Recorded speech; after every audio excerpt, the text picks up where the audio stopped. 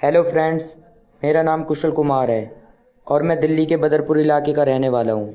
वैसे तो ज़िंदगी में बहुत से मोड़ आते हैं, लेकिन कुछ मोड़ हमारी ज़िंदगी का रास्ता ही बदल देते हैं। मेरी ज़िंदगी में सबसे बड़ा मोड़ तब आया जब मेरी बहन को गवर्नमेंट स्कूल से किसी पत्राचार्य की स्कीम में फंसाकर निकाल दिया गया। 8 महीने का संघर्ष और दिल्ली के 55,000 बच्चों की ज़िंदगी सेव करना आसान काम नहीं था। स्कूल ने 9th में कंपार्टमेंट आए और 10वीं में फेल हुए बच्चों को एक साथ डायरेक्ट 10th के पेपर दिलाने के लिए पत्राचार्य विद्यालय का फॉर्म भरवाया। मगर बच्चों को ये पता नहीं था, ये शॉर्टकट उनका फ्यूचर ज़िंदगी की पटरी से ही अलग कर देगा। 66,000 बच्चों ने फॉर्म भरे, जिसमें 55,000 बच्चे फेल हो गए। फेल हुए बच्चों को स्कूल से निकाल दिया गया हमेशा के लिए। मैंने ऐसे बच्चों को इकट्ठा किया जो पत्राचार्य के कारण घर पर बैठे थे। उनमें अधिकांश लड़कियां शामिल थी। बच्चे फेल होने के डर और हमेशा के लिए स्कूल से निकाल देने की वजह से डिप्रेशन में थे। एक अलग सा ही डिप्रेशन था, जैसे उनकी दुनिया ही नहीं रही है। मैंने उन लोगों से वादा किया कि मैं किसी भी तरीके से तुम लोगों को स्कूल में दोबारा एडमिशन दिलाकर ही रहूंगा। स्कूल गए, हमने बच्चे मैडम से पूछा कि मैडम बच्चों को यो बंद स्कूल से किसने कर दिया तो बोले कि मतलब ये यो बंद से कर दिया है बच्चों को पढ़ाने के लिए। तो हमने कही यो बंद से कैसे कर दिया, हम लोग का तो साइड भी नहीं है, बच्चे कैसे यो बंद में पहुंच गए, यही हमने बोला था है। तो मैडम डर गई है, हम लोग का साइन नहीं दिखाया। मैडम डर गई, डर के मारे पुलिस बुला ली, मारधाड़ करने लग गई लड़कियन पर, सब पर। अब बाहर निकाल दी स्कूल से, और स्कूल से बाहर निकालने के बाद क्या करी कि बाद में सबके ऊपर पुलिस वो केस करवा दे ये उल्टा। मैंने हार नहीं मानी। जान पहचान से दूर और पैसे से कमजोर मैं दिल्ली से आके कोर्ट के चक्कर काटने लगा। लेकिन 5-10 हजार पर बच्चे से नीचे ही बात नहीं कर रहा। मेरी हिम्मत टूट गई। मुझे लगा कि मैं किसी बच्चे को उनका हक नहीं दिला पाऊंगा।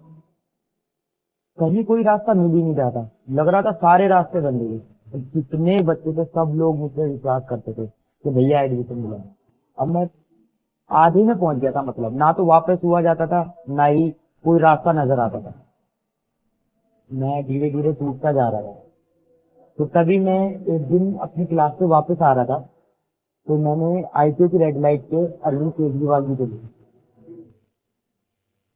उन्हें देखकर मुझे ये लगा कि यही है जो इन बच्चों को उनका हक दिलवा सकते हैं।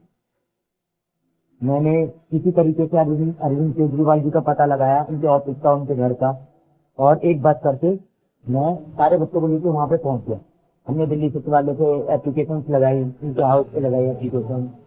लेकिन मेरी केजरीवाल जी से मुलाकात नहीं हुई थी, क्योंकि वो वहां से निकल चुके थे जब हम पहुंचे।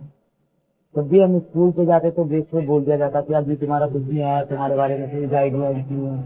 तो ऐसे करते करते 2 महीने बीत गए। 2 महीने बाद फिर हमसे रहा नहीं गया, क्योंकि हमने तो दिल्ली सचिवालय में एप्लीकेशन लगाई थी। हमने उनसे बोला कि हम उनसे थोड़ा सा जबरदस्ती करी हमने, और बोला कि हम प्रिंसिपल जी से बात करवाओ। तो जब हम अंदर गए तो इन लोगों ने साफ तौर पे कह दिया था कि इन बच्चों के लिए कुछ भी नहीं है, ये अब बाहर के बच्चे पत्राचार्य के, वहीं जाके अपना पता करो। सिस्टम के चक्कर काट काट कर अब हम लोग थक गए। हाथ जोड़कर रिक्वेस्ट करते कुछ नहीं हुआ। अब हमने धरना प्रदर्शन की ठान ली।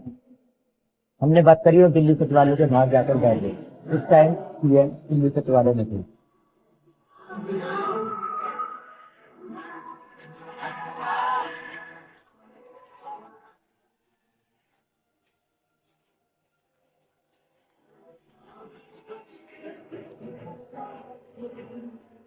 बच्चे भी एक साथ बैठे थे अपने घर।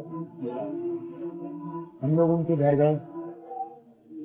सीएम ने हमारी बात सुनी और उनसे वादा किया कि आप लोगों को कोई दिक्कत नहीं कर रहे। मैं केजरीवाल जी का बहुत आभारी हूँ, जिन्होंने उन बच्चों को देखकर एक नई योजना शुरू की। अधिकांश बच्चे में डाली योजना नहीं थी, उसमें टाइम लगना लाजमी था। टाइम तो लगना ही लगना। धीरे धीरे सभी बच्चे का एडमिशन लिए, किताबें मिली और अब क्लासेस भी लगने लगी। आज मैं अपनी क्षेत्र को 300 बच्चे मैं आज बहुत खुश हूँ, क्योंकि मेरी बहन के साथ साथ दिल्ली के सभी जो पत्राचार्य से बैठे हुए थे बच्चे, वो भी आज स्कूल गए। अब मैंने अपना वादा तो पूरा कर ही लिया था। मैंने बच्चों से बोला था कि मैं आप लोगों को स्कूल में पहुंचवा करूंगा।